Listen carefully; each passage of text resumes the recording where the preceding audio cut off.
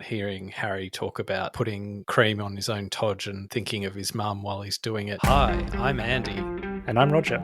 And welcome to The Middle, where we try to have thoughtful conversations about awkward topics on our search to find the middle.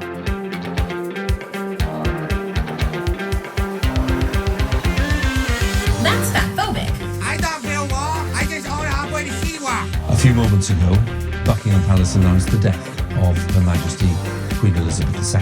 I act as if God exists. Put your masks on. How dare you! You have stolen my dreams, my childhood, with your empty words. So Andy, originally when we were thinking about the Royals episode, we actually weren't going to do a big showpiece on the drama surrounding Meghan and Harry, right?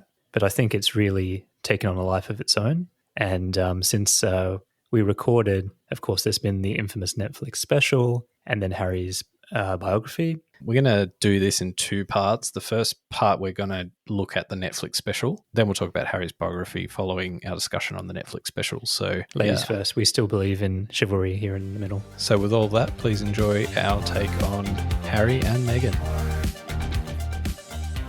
All right, Andy. So fast forward, the long-awaited Netflix special for telling Harry and Meghan's story has now landed. It's a 6-part series. We have both invested the time, put our money where our mouth is, and watched the Netflix special, all 6 parts. So after indulging in 6 hours of heavily produced and editorialized messaging from Meghan and Harry, what are your views? It all comes down to the trust someone would like to put into Meghan, right? So in that Netflix documentary series, she put forward a very innocent sort of view, a very naive view of herself, someone who didn't know what she was getting into, who was genuinely in it for love and, was absolutely brutally oppressed by the British tabloids and really is there to change and maybe a force for good in the sense of saying, hey, we don't have to live our lives this way. That is to Harry. And they've made a very admirable decision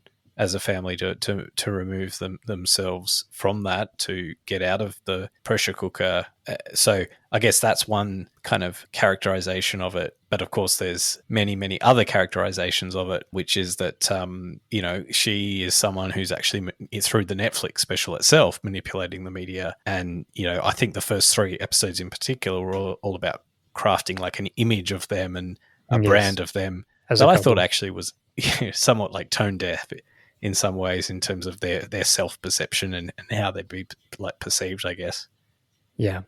Let me come at this from a slightly different angle. After 6 hours of this Netflix special, what new information do you think the public gained? I don't think there was necessarily any new information. I think what they did in the Netflix special more acutely is to try and change the narrative that anyone who works in the media or around politics knows that the press that this is kind of how the press works, right? And so what they were trying to draw attention to were some of the experiences that public figures have with the media, and that like celebrity, it's this give and take. It's, it's the classic sort of, celebrities complaining about the paparazzi that sort of follow them around everywhere. But then you hear, but actually they phoned up the paparazzi before to tell them where they'd be, right? So can't live with them, can't live without them. It's this love-hate relationship that public figures have with the media, right? Because they need the media to, their whole currency is their degree of notoriety and that they're public figures. So anyway, I think what they were trying to do is to shine a light on all of that. But at the same time, I think they did so in a way where I think their perception of how they are perceived by the typical person who's going to watch this special, I think it proves that they're actually quite sort of tone deaf in the sense that like so much of it was so cringeworthy. Like, didn't you find that? Like, It's so true, right? Like, I think, you know what it took me back to? It took me back to high school puppy love. Like when you're back in school and someone in your group all of a sudden has a really overly affectionate girlfriend, and they start having public displays of affection and everything is, drenched in saccharin. And it's just, icky. It's hard to watch. Like, I think the bit that really did it for me was the whole way they referred to each other as H&M. H&M. You know, like, Well, come fast on, fashion, affordable and, stylish. I think that with the amount of focus groups and people they have around them, who didn't tell them that that was like a bad idea, right? Like, they would have thought that that was so fucking cute. But most people found it incredibly cloying. And everyone loves a love story, but this kind of like, it almost like infantilized them. It looked like I was listening to a kiddie schoolgirl rather than, an adult 40-year-old woman. And it was quite jarring. And I think watching Harry as well speak of like, oh, look, I didn't know, like, it was only when I spoke to Meghan that, I learned all of these things that I didn't know about. Like, what's he been doing his whole life? But look, I think, from my point of view, you're right. The first 3 episodes were very much to craft a story about treating them as as humans, treating them as an individual, a couple with their own love story, their own value in the world. But I do think yeah. Well, I think that was their intention, but I think their tone deafness is that they didn't realize that when they say something like, "Oh, well, we had this this cottage where's the Frogmore Cottage, which Kensington Palace, or whatever. No, we had this cottage on the grounds and it was just like a normal like Oprah came in and she said, "Oh, imagine they would never believe this is what like a privileged." Yeah. They're playing house. Person thinks the rest of the world are gonna like be shocked at, right? Yeah. So yeah, I mean, I do agree, and it was very hard. It was very hard to watch. I think that first part and everything about it. They wanted to paint this picture, and I don't know how much of it they believe or that's actually who they are, but it really doesn't really matter. But I do think there was some new information in the second half of the Netflix special that perhaps came through and may have been a bit of new information. And I'm referring to the situation where Harry is talking about the meeting at Sandringham with his family, where they were thinking about leaving. They had options on the table ranging from, just shut up and get on with your job as it stands now, full serving member of the royal family, to leaving. And he mentioned that he wanted to be in the middle. He wanted a compromise. And that instead, his dad yelled at him, his brother yelled at him, they blew him off the table. The Queen did nothing, even though she's meant to run the show, and they left there and the negotiations broke down and they were essentially forced out. I think that is new information. I disagree. And the reason I say, I don't think there's any information in what they said, right? When you say you had a meeting with the Queen, Prince Charles at the time, and Prince William and whoever else was there, and they talked about stuff, and that was the agreement. Like, well, that was all public knowledge. And they raised their voices. So what you mean in a family that they wouldn't have a frank and robust discussion, and that at the end of the day, Harry wanted his cake and to eat it too, right? So he wanted to basically say, well, I'm going to go off and move away, but I still want all the royal privileges, and I want to continue being a working royal in Canada. Like, come on, that's not going to be accepted. And there's no other information. There's no right of reply. That's just, he's just made some vague assertion that it's a his new brother shouted at him. Work or from something. home. Yeah. Remote working is all the rage. Like, I don't think there's anything in that. And to actually slander the Queen, well, I mean, I think this was probably recorded before she died, but to release it after she died, like, he knows and they know that no one in that room is going to comment on what happened. That they know that. So I'm not taking any of that as anything. In fact, the fact that the vague assertions like the ones that were made is the best that they could come up with probably means that the gun isn't, there's not a lot of smoke where that gun is, right? And he just wanted his cake and eat it too, and he was told no. But the way he described it was that was an option that was proposed to him that he wanted. And so he wanted a compromise, but his family were unwilling, or the firm was unwilling. Yeah, but the compromise for him was to have his cake and eat it too. It was to continue doing royal duties, but from Canada. Or New Zealand, or I mean, if Hamish and Andy can have a gap year, I mean, can't Meghan and Harry would make a great reality TV show? Look, my view on this, and I don't think it's that different to before we watched this series, was that, I have full respect that if they say, as a couple, look, we've got young children, we've seen what happens in this family, we've seen what duty and service, or what's expected of us, and the relationship we have with the media, and we don't want a part of it. We want out.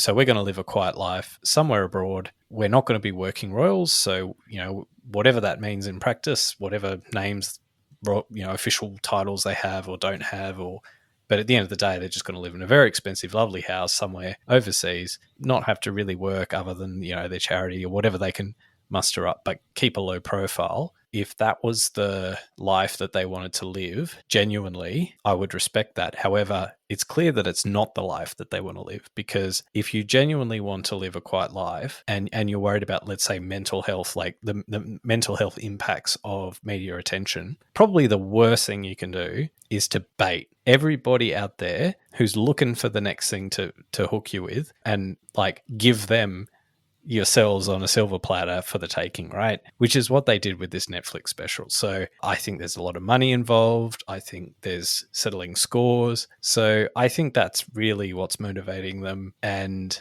if they genuinely were sincere about, living a quiet life and for their family or whatever, they would never have recorded this. They would never have done the Oprah interview. It would have all stayed in the family and they'd have been quiet about it. Yeah. I mean, the counter argument to that is that, they wanted to tell their side of the story that was controlled by tabloids and the press and things. So having an opportunity to tell their side of the story, I can imagine would be a big reason of why they're doing it. And yes, absolutely, you can't say that the money doesn't factor into that either. They do have a different requirement for financial resources than an everyday person. Well, I don't know how many millions. I think I read something today that Harry got something like 20 million for his book. I mean, their need for financial resources, like they've got, it's not a problem, right? But just to make one comment around that whole, they want to give their side of the story. Only a narcissist thinks that way, right? Only a narcissist would think, I need to do a Netflix special to tell my side of the story. The high road would be just, no, I don't care anymore. You do you, I'll do me. Like, anyway, I think that's a very narcissistic sort of approach to take. Yeah, I don't know. I mean, I do think maybe narcissistic is a little bit harsh. Like, I think. Well, I think it is. Would you? I mean, this is not something. If their mission is to be private citizens, right, or to be as close to a private citizen as an ex-royal can be, you don't then go and do a very public thing. So that's why I say I do think it is, and look, I mean, I actually don't know what the textbook definition of narcissism necessarily is, and I'm sure there is a very the diagnostic what's the DSM 2, 3, 4.0, whatever it is. Yeah, I'm sure there's a very specific set of criteria. So whatever, I'm sort of using that very loosely. But this is what I was speaking about in the episode. America is about the individual. It's about your agency, your story, right? And so to me, it's true to character. And I agree that maybe, it's not very logical if you want to live a private life. But at the same time, like, it's their story. It's theirs to do what they will with it, right? And the reason that they're leaving the royal family to begin with is because they feel like they haven't been treated well. They haven't been protected by the firm in the face of discrimination. And, I can see how that would play out. The net effect is not good for Harry and Meghan, right? I don't think they won anyone over, right, from this special. I think what happened is they gave more ammunition to people who were already out to get them, and people who maybe had time for them before but were kind of now sort of maybe changed their view. Yeah.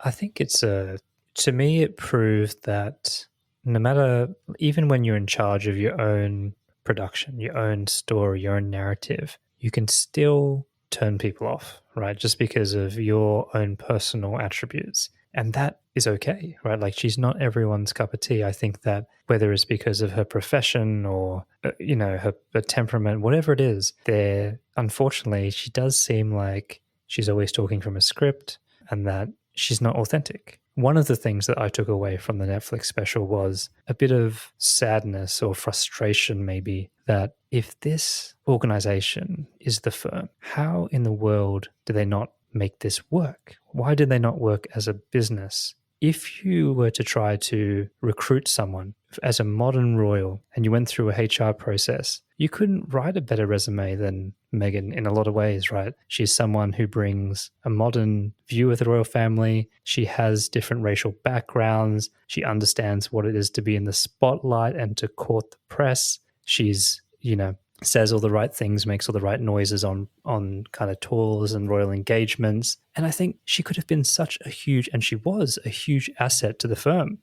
Don't tell me they couldn't have made this work. They couldn't have compromised, right? It seems like a golden example of a breakdown in communication, cooler heads prevailing, that kind of thing, right? Like they are an asset, and what's resulted is just a bad situation for everyone. Like, I don't agree with you to think that this is only going to look bad on Meghan and Harry. Damage has been done to the royal family, and they could have avoided it by negotiating or doing something, right? And that's the part that I took away from this. Working in a big corporation and things, like, they need to make better decisions. They could have made this work. This is a bad outcome for everybody. I don't disagree with that, obviously it was not the best outcome for all involved, really. But I do think something that certainly wasn't present in the special was respect for the institution, right? What the actual institution is. So, and the Queen was sort of a unique figure in the sense that her whole life was dedicated to building. And so this ain't no normal family, right? This ain't no corporate public affairs department trying to manage this is deeper than that. This goes to the foundations of the institution. Isn't it disappointing, Andy? Like, you can't have your cake. You talk about Harry wanting his cake and eating it too, but the royal family are the same. You can't be a firm when it suits you, and you need to make harsh decisions dispassionately, be a family when people want to fall in love with the family. I think there's a very strong sense of duty that is ingrained in members of the royal family from the day they're born, and it's basically says that your life is not going to be like a normal life. Your life is going to be hard. It might, others will think that you're privileged and have this, amazing life, but that's actually not the case. But the reason you've got to play this role is because our survival as an institution depends on you. Stiff upper lip, keep calm and carry on, being a stoic. And then if you're going to, marry into the royal family, that's why there are all these vetting processes. That's why there's no room for someone like Meghan who wants to come in and challenge those cultural traditions within the firm. And that's more than just having a nice headline for, 20 years. That's for the survival of the institution. Well, I do have, on that point around the vetting, I do have questions about that, because how it is painted is a very, very thrown in the deep end, you just kind of thrown to the wolves kind of thing. When I would have thought you'd have much more vetting, you'd have handlers, you'd have an etiquette code. And I think that kind of British stiff upper lip, let's not dignify this with a response, we don't do that. That's not how we do it here. I think that works in a lot of scenarios, but it doesn't work when racism is involved. So when a reporter from the BBC posts a funny Twitter post that has two people holding hands with a monkey in a suit and saying, coming out of the hospital with the royal baby, right? Talk about tone deafness. That is a scenario where a response actually can be helpful for that kind of climate and that kind of issue and yes, that BBC reporter was, fired and all that kind of thing. But I do think that that's the kind of support and protection that they're talking about. And I think that is an example that's a little bit different because of the racial element. I'm not aware of that specific example, but I still understand why they don't dignify those things because otherwise they have to do that for every single, unfortunately, this kind of stuff, when you're the most prominent people in your country, which they are, there's a lot of shit that's going to get said. You can't respond to everything that gets said. So you can respond to that. You can respond to that, because that is that's a backwards, it's out of this time, right? Silence isn't condoning it. Silence is just them fulfilling and playing the role. They have to play a small target strategy.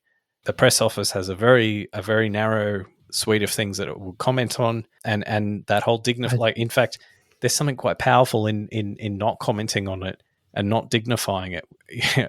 I do think there's power in that. I'm not saying the exact format of that, but I'm saying that it would have been helpful in this situation when there's something so damaging or overtly racist as the example that I've used. And there's other, I'm sure there's been other things, right? Now, yeah, I go back to the fact that there could have been lots of exit ramps here for both parties. And I just feel that it was a real asset that was wasted. And the outcome has been really bad for everyone. Well, it's definitely been bad for everyone. I guess the question though is who lost more out of the Netflix special? And I guess my back to my comment wasn't that it wasn't a clusterfuck that affected everyone, but was more that it on balance, I think, it didn't help them.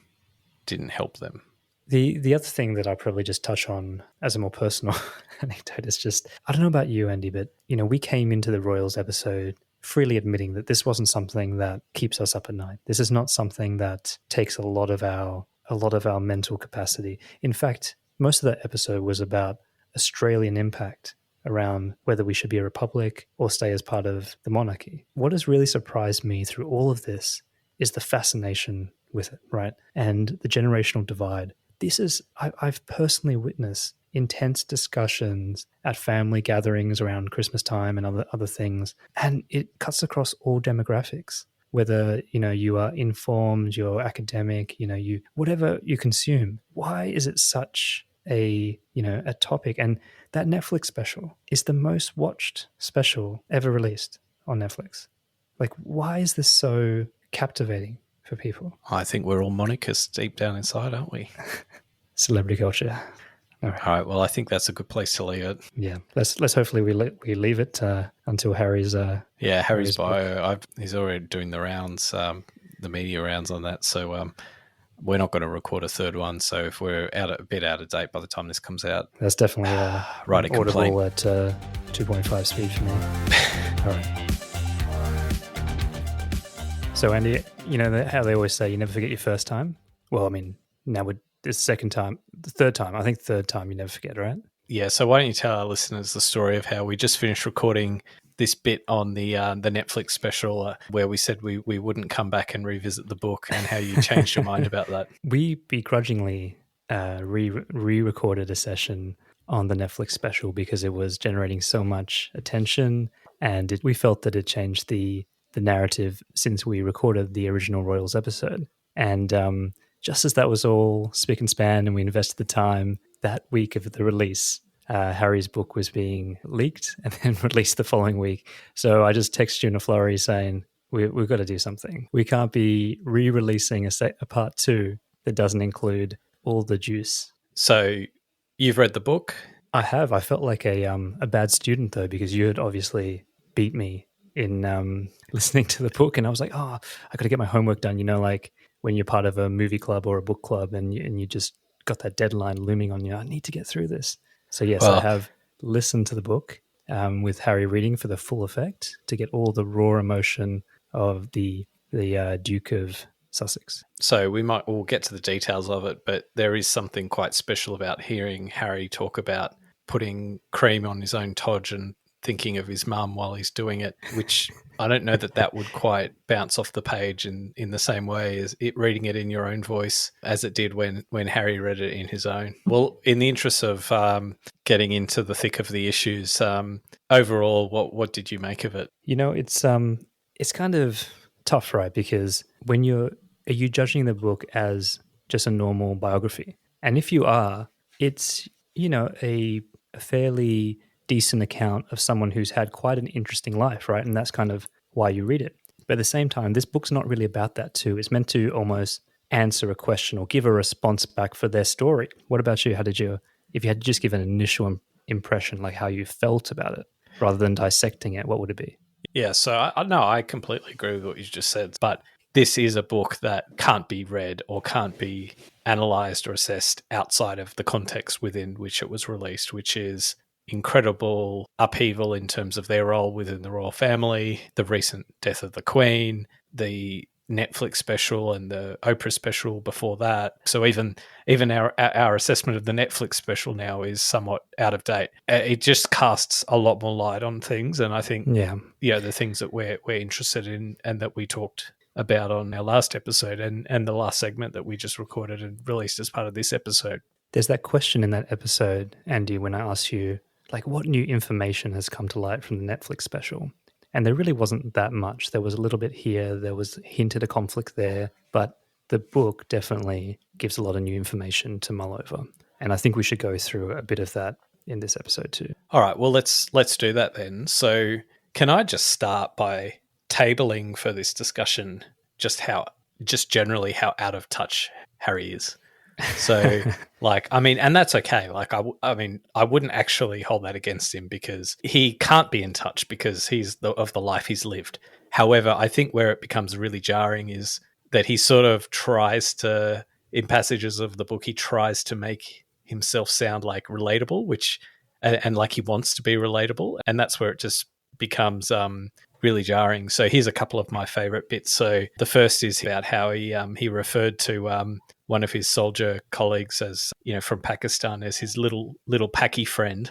And in the book, he drills on that he just assumed that Paki was like calling an Australian Aussie. And I sort of, when I read it, I thought, yeah, but like he doesn't realize clearly that the issue is little Paki friend as a totality is the problem. Like, it's got that connotation of, subservience or whatever. So anyway, that was the first one. Another one where he recounted how he went to the supermarket and it's this big adventure, and how he would always go to the supermarket to, he's like a regular everyday guy, and he goes, then one day he went and things had moved, and his previous mental model of where everything was located, and he had to ask, why did things move and then the person I think said something like, oh, well, because things just move and that's how they make more money or whatever. So is that even legal?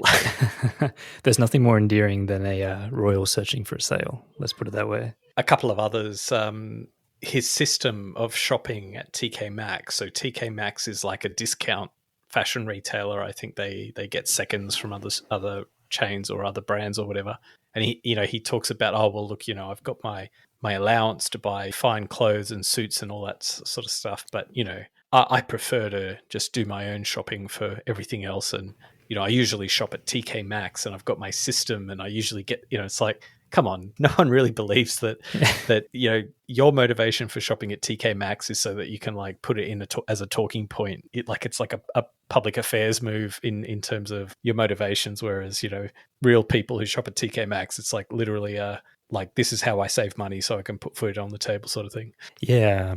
It's a good list, and there's so many little elements there. And I think jarring is the right word for me, and I found that throughout this, right? And what I forgot to mention in terms of the voice is the mummy thing. I mean, the book starts, and within the first 10 minutes, you're hearing the word mummy 100 times. It's just over and over, that word plays so harshly to my ears, to hear a grown man say mummy and willy and all these kind of things over and over again. And, we talked about it. We're like, oh, is this an English thing? Is it like a posh thing? But I think the jarring nature permeates all of this account, right? And I think on a headline level, he talks a lot about his trauma with his mother and all these other ways where he is the victim, whether it's, being spare parts for his older brother Willie, and all the ways that he's looked over and disadvantaged. And he's asking you to think and empathize with him as the victim, as someone who's cast aside, who's not important. But the jarring nature of that is that it's in the backdrop of such opulence and privilege, like real privilege. He's talking about all these things, and then in the next sentence, he's like, oh, yes, and describing in detail like the grand castles of, Wales and Sandringham and all these kind of things. And there's not really that acknowledgement of all that privilege. So it's really, really hard to feel sorry for someone who, gets fed silver service for dinner. Just riffing on that a bit, there's a bit in the book where he talks about how, him and Meghan were finding it tough, right? They needed help. And then he has this line says that, oh, so we really felt we needed help. So we picked up the phone and gave Elton John a call. So relatable. Yeah. I mean, it's just like, I don't know if that was like implicit name dropping or it was, I don't know how it's tough. It's a tough listen, right? I found he often contradicted himself a lot, and he did that with his father. He was very much like, my father is cold and distant, and he didn't know how to be a father. Perhaps he didn't want to be a father. Definitely not a single father. Sorry for the bad accent. And after saying that, after kind of casting a bit of dispersions on him as for his efforts of being a father, the next line he talks about how tender he was with him, and that he always came up to say goodnight to him every night and put his hand on his cheek, and he always had that memory, and he even left the door a crack open because he was scared of the dark. And then he writes him notes of encouragement and how he's proud of him And then he's like, well, why didn't he just say that to me 5 minutes ago instead of writing it in a note? I'm like, that to me sounds like someone who's trying really hard to be a good father.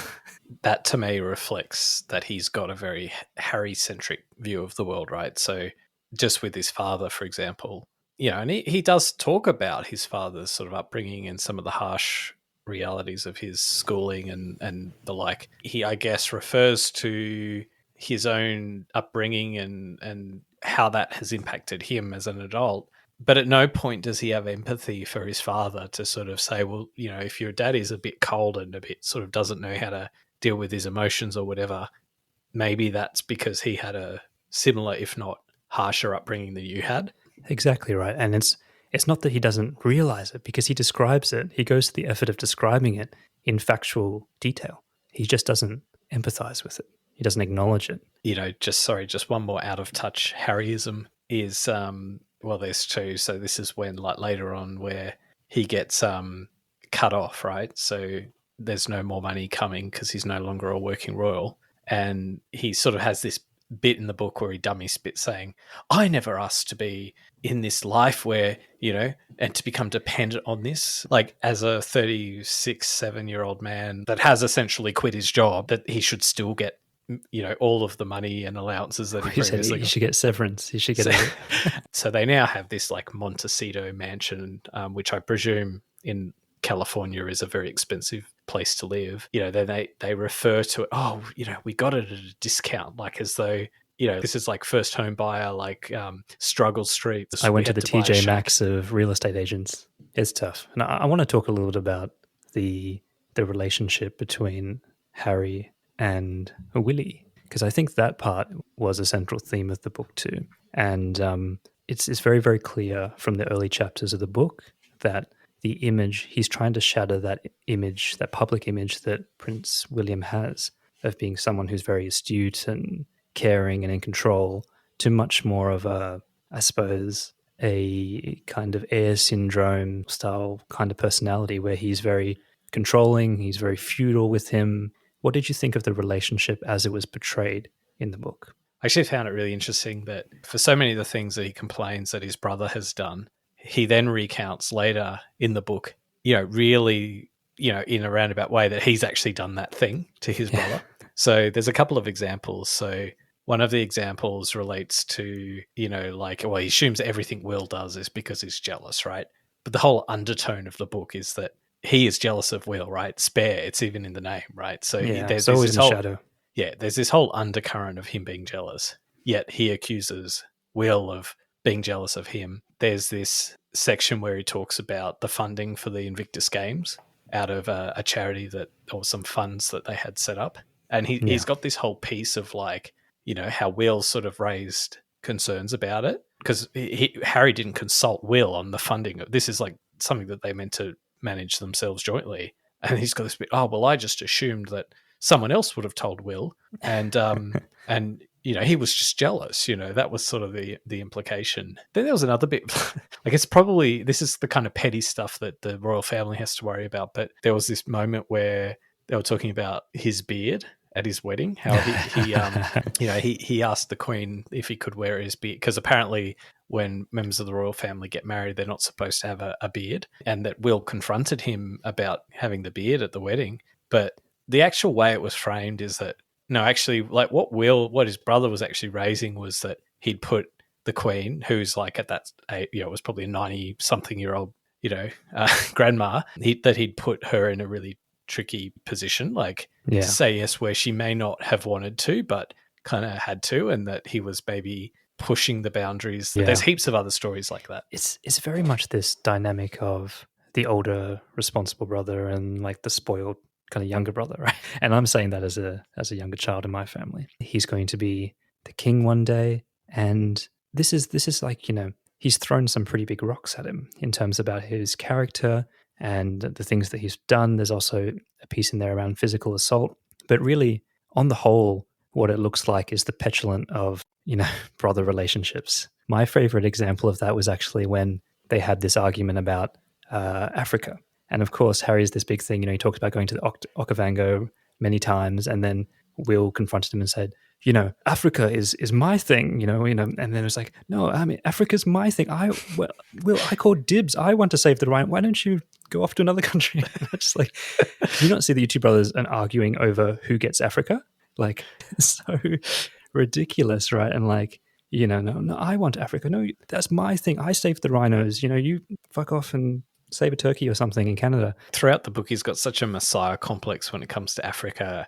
This because even before that passage, he talks about how, I can't remember, someone was saying to him, they really need someone like Africa needs someone like you to champion. Yeah. But like, the reality is, this is a guy who, because of his privilege, got to go and go on safari in Africa, and he's had some affinity with the place without any of the hardship. At a couple of events, made some speeches and mentioned rhinos or, elephant tusks or, whatever, the traditional causes, and suddenly feels like he's the heir apparent of Nelson Mandela. Yeah, he's probably got a big tattoo on his back. Coming back to the empathy, he never empathizes with Will. You think it's hard being the spare? Think of what it's like being the heir. Like, think of the crush, being the firstborn, the crushing pressure. It's clear he had to make a lot of sacrifices. And talking about the beard situation, what he was really upset with is he was saying, I had to swallow my needs and wants. I wanted to wear a uniform. I wanted to keep my beard, but I did it for the institution, right? I did it for Granny and all this kind of stuff. Why can't you do that? Why do you think you're special?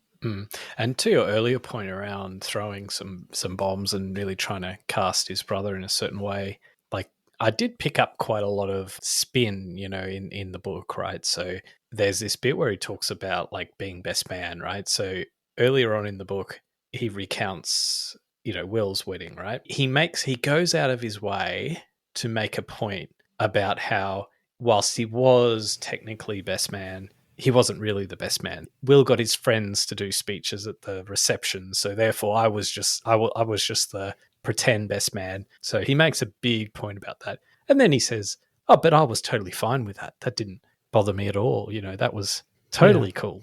I didn't need to write a whole chapter about it. Yeah, and then later on in the book, you find out why he approaches it in that way, because then he says, "Oh, at my wedding, Will wasn't my best man."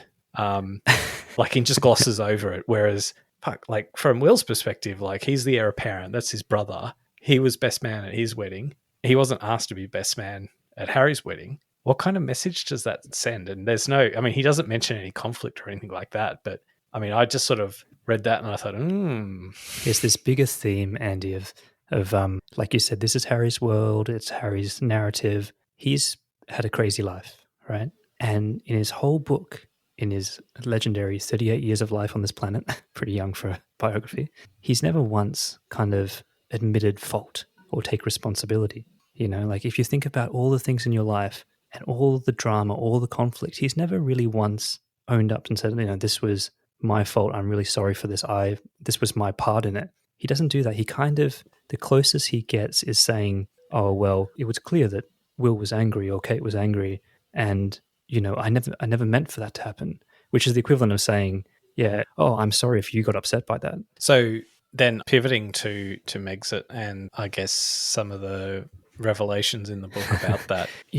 I think it's been hard for us, right? Because when you're trying to judge someone's character, you're putting the puzzle together with either without all the pieces, or at such a distance, it's very hard to see the full picture. Saying that, I think that even if this is Harry's story, there are enough pieces of the puzzle that are coming out to indicate that there are some issues with Meghan in terms of how she works in that environment. But the fact that, William and Kate and others and other staff members and things are calling her difficult or not having the right kind of sense to, or emotional intelligence, or whatever you want to call it, situational awareness maybe, to behave in the right way without offending or causing issues. I think there's enough sources that I can triangulate a view that that's obviously the case. So I kind of, if anything, even though this was Harry kind of defending and telling his story of it all, I've come away with maybe a little bit more of that feeling that maybe Meghan has caused a lot of trouble by her style and the way that she might operate. I sort of felt like you came into this with a more favourable view of Meghan than perhaps I did. Yeah, I did. I think, so this is a book from Harry, right, who's in her corner. So there shouldn't be anything in here that we regard as biased against her. Harry makes clear in the book that his brother sincerely believed that Meghan was rude. Like, he sincerely believed that. Prince so William. if the future King of England sincerely believes his brother's wife, or a future wife, depending on the time, I'm not sure exactly the timeline here, His wife by then, yeah. it is problematic to the extent that he has to confront his brother in the way that he did, that's a pretty big signal that, well, there must have been something going on. Yeah, and that's what I mean. There were lots of little bits where it's like, okay, there's too many things going on here, right? To kind of ignore the fact that there's an issue. There was also another very telling, well, I kind of found it a bit telling where Will was trying to say, Meghan's causing issues, she's rude, the similar bit you're talking about.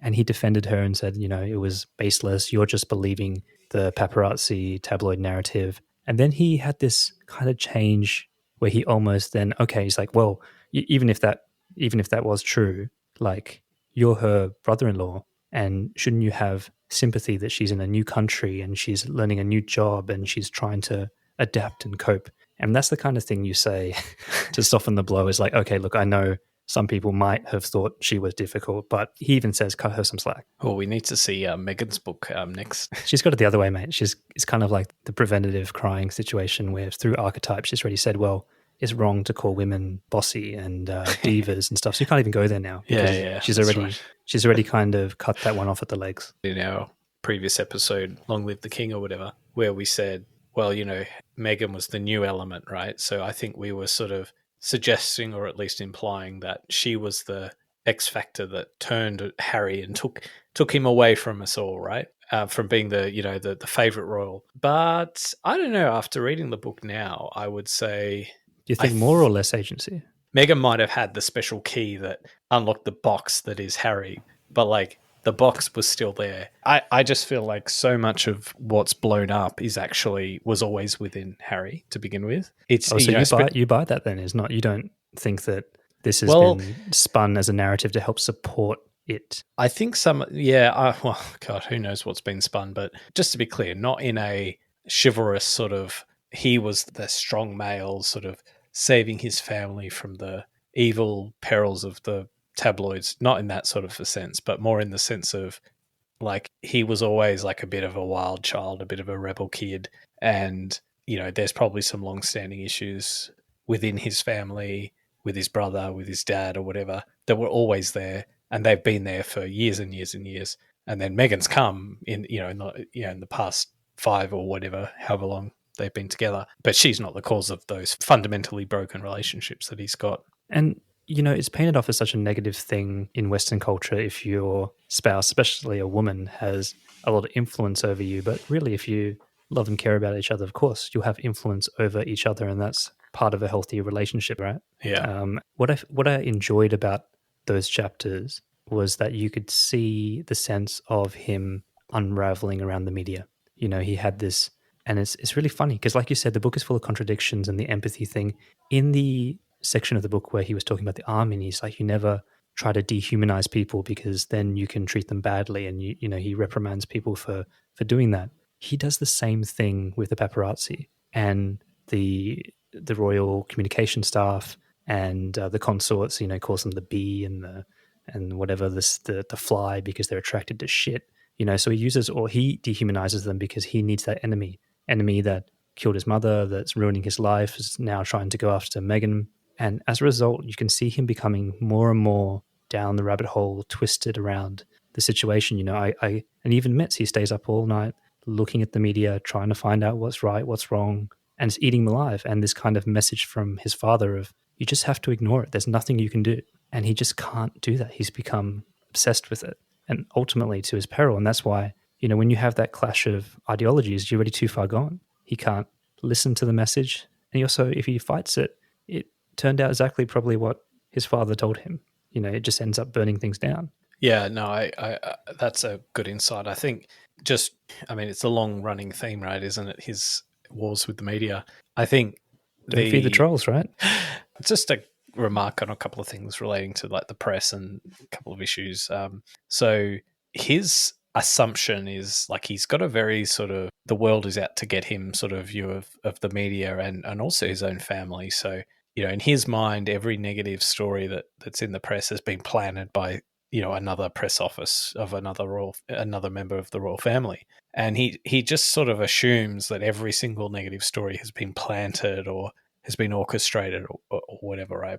So there's a negative story about Will and Kate, and I think Will confronts Harry and says, did you plant this story? Like, did you leak this or whatever? And he says, no, I didn't. But imagine if I had. And that's what we've been dealing with. So he, like, without even sort of realizing that, yeah, but do you realize that maybe some of the stories that you think were planted against you actually weren't planted in much the same way as you're telling your totally brother? missed that. And I think, look, to be honest, one of the biggest areas of disservice that he did his family, I think, is characterizing the press officers of the family members and the actual family members themselves as one in the same. So, yeah, that's so true. Like as though if the press office of Charles and Camilla did something, that's something that he has to personally connect with his father and I think Camilla. drawing that line, like making them complicit in the propaganda, and kind of starting that thread and pulling that thread is a very dangerous one. It's in the beholder stuff too, because of course the press officers are going to protect their principal, and of course they're going to be like, Camilla is going to be a higher priority for the public affairs team than he is, because to begin with, like, Harry's sort of already, starting from a high point, and so he's just lost all of his political capital. But Camilla comes from like a pretty low standing in the community, she's done a great job clawing her way back. And I think the other thing that he's very unfair in terms of his family is almost kind of disregarding or not respecting that they actually also probably fucking hate the media, and they just have a different plan of attack, a different strategy for dealing with it. Their whole strategy is to just ignore it, just say nothing, don't engage with it. And, they're trying to make the best of a shit situation and trying to, use strategies to ensure the best outcome for the whole family. And it isn't as zero sum as what I think Harry portrays it to be. The part that he's missing too, there is an explicit hierarchy. It is the royal family. There is not an organization in the world that is more hierarchical, right? So, and he wants it to be a family when it suits him, and then a hierarchy and institution when it doesn't, right? And you can't have it both ways. He probably does owe his brother certain things because of his title, right? That's what a title is inside that organization. Now, for me, I think why the Netflix special was fairly innocuous and kind of worked, because at its heart, it was more of like a bit of a love story and trying to straighten a few things out. And it really painted that, we didn't architect this mess. We wanted to find a way, and we were pushed out, and I really want to reconcile, and I still really love my family and stuff like that. That's why that special worked and the narrative worked. What he's done now is he's put such a wedge between him and his family now, telling these like really intimate details. Like, for example, he probably thinks this is innocent and makes him human and all this kind of stuff, and maybe it does. But he tells this like story about how his father, King Charles, has to, because of an old polo injury to his neck, the only thing that works is doing headstands every night, and he does it in his boxers, like half naked against the door, and you can tease him by knocking on the door. I'm like, yes, funny, caring little family anecdote, but this is the king. You're painting him as such a vulnerable, and these intimate details, like you're breaking so much trust. To your point around sharing intimate details, I thought probably the worst, most egregious example of that in the book was where he recounts the story of a meeting with the Queen and essentially to do this after she's passed away is bad enough, but even in any circumstance, but where he recounts that she said of his father and her son, your father always does what he wants to do.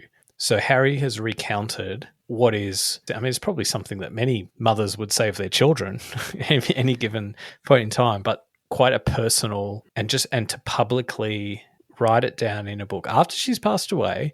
And also, so this, and like, think about the impact of that on Charles as well, right? Yeah. For no purpose other than to make his dad look bad.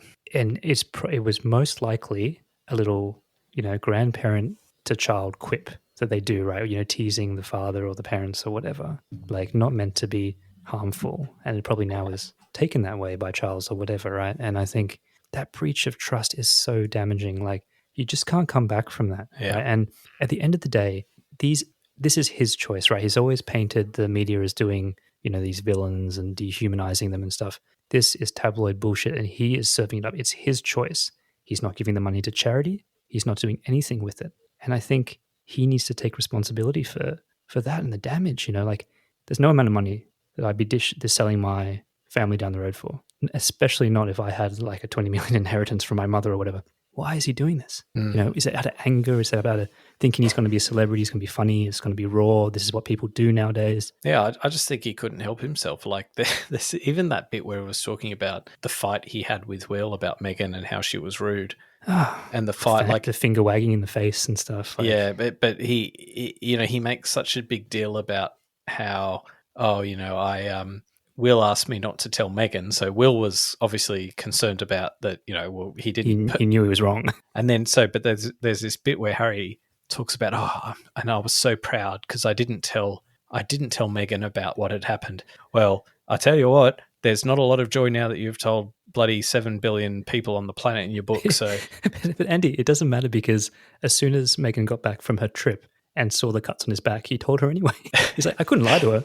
And so, like, less than a couple of days later, he told her anyway. The only thing I can think of to just try and be as generous as I can to him is just to think, is he just really naive? He just has no idea about how he will be perceived, how, the passages of his book will be taken out of context or, not in their full context. Like, he just has to be naive. Like, that's the only explanation I can think of. He's got so many people around him. I just can't believe that's true, and it's not more calculated, and the amount of editors and focus groups and ghostwriting. I think we should talk about, maybe in a meta sense, the book, but I mean, when you think about the dollars behind it, his team were probably fundamentally thinking, well, what's going to maximize revenue, When the tit's that big, everybody gets in line. I would like to just maybe spend a bit of time, though, now talking about like his legitimate complaints and his areas where I think, because I mean, this is the middle, and we're trying, like, we've had a bit of a pile on so far. Well, I do want to kind of explore, were there any parts of the book that you thought, or, empathized with him a little bit and thought, oh yeah, that was, he wasn't treated well, or where you go, oh yeah, that's not quite right. Yeah. And you probably know this from some of our other conversations. I do feel, and I won't launch into the full thing, but I do feel when it comes to racism, that speaking up actually is a good thing, and a little bit of a stronger hand by in a more official sense would be helpful. So the whole BBC reporter posting that picture of, the monkey dressed up in a suit and saying, look, this is the royal baby leaving the hospital. I think that when it's that explicit and the racism is that fiery off the page, I do think the whole stiff upper lip, don't complain, don't explain mantra does not work so well. So I'm going to give the most generous interpretation of Harry for a moment. So I think he is very naive and has probably unequipped to have any sense of how he's perceived, how the rest of the world would perceive his book. He is someone who was, born into that life. He didn't choose it, and it does come with all this privilege, but it does also come with all this cost. So, I mean, I guess maybe it's interesting to speculate, would you not prefer just to be born as a regular citizen of the world, or be the heir, he's fucking up his chance now though, Andy. Like, look at Buddha. He walked away from the castle, spent his life under the tree. He could have done that. Well, probably not in quite the same way. He's still obviously incredibly traumatized by the loss of his mum. And, look, I mean, and I'm very thankful that, in my life, I haven't had that kind of trauma. But, I think it's maybe shapes quite a bit of his upbringing. I think, there's some other aspects of, I mean, the tone deafness stuff we can just write off as, well, yes, he's tone deaf, but, is that really how big a sin is that? And I guess finally, part of our criticisms with respect to him in the media is at least in part that he didn't handle the media very well, and he didn't handle them very strategically, or he's got this complex that they're all out to get him. But that said, like it still is the media and the way they work is less than sort of ideal if you're the one subject to it. So there are some parts to it where I think in his mind he was trying to sort of, that was how he wanted you to, as a reader, to follow and get that message of, this isn't the way the world should be. Look, I think if I take the positives of this, I made a comment that he never takes responsibility and says flat out, I got this wrong and this was my fault and I made a mistake. But I think that by writing this book, he's kind of saying in a strange way that he's kind of trying to say to the world, like, we're all kind of trapped inside here, and he's trying to paint this picture, which I think is at the end of the day is probably a positive thing for people to kind of understand that, if they didn't know it already, the royal family is just a group of people, they're scared, they're fragile, and they're constantly anxious that it could all be over tomorrow. The party could all be over. Yeah. I must admit, I do feel like an outcome of this book, and certainly in this current environment where the Queen's just died and all the rest of it, like just maybe talking about the reception of this book, I don't think it was well received from Harry's perspective. So, even the stuff about Will, like to the extent that anything in there is negative about Will, I almost think it makes him look like he looks more kind of like the credible sort of, the honorable one, right, in some ways. And so I think in hindsight, like, it's sort of airing dirty laundry, but in a way that I think is only going to bolster the public's view of the individual. The rest of the role. Yes. Yeah. The individuals, yes. But like I said before, the damage is done at a more nuanced level to the royal image, right? These are a bunch of just people that are flawed, that are petty, and like they're not people that you should aspire to be. In some ways, the soap opera element of it is what's driven along the last sort of 50 years. I mean, Charles and Di back in, the early 90s and 80s and 90s, and there was always drama. And like, for as bad as we might sort of say Harry's book is in terms of just being disrespectful or, not honouring his actual family and all the rest of it, there's other members of the royal family who are, under serious investigational clouds when it comes to like sex trafficking and he does put that up as a comparison point. Yeah, I mean it's hard to kind of where's the crime here? You said, sort of alluded to that there's got to be some like mystique of the royal family, that they're these almost godlike figures or whatever. I think we're well past that. I think that was a thing in like the 50s or something, but they're still expected to have poise and class and but I think but it's a different kind of poise and class to back then. Like I think now it's more post royal sort of world now, where they will be loved just because they are so fucking crazy. Their characters, like that's a Geordie Shore episode. I made this comment earlier about that Harry never took responsibility and never owned up, when he got something obviously explicitly wrong and he needed to do better in this book.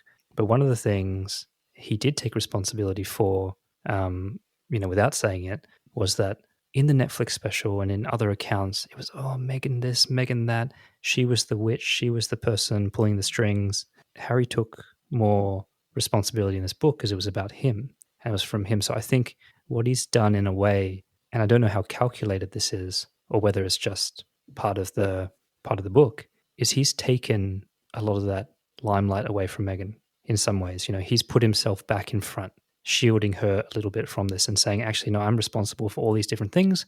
Look at my torture. Look at me banging this chick. Look at me taking this drugs and mushroom at Courtney Cox's house.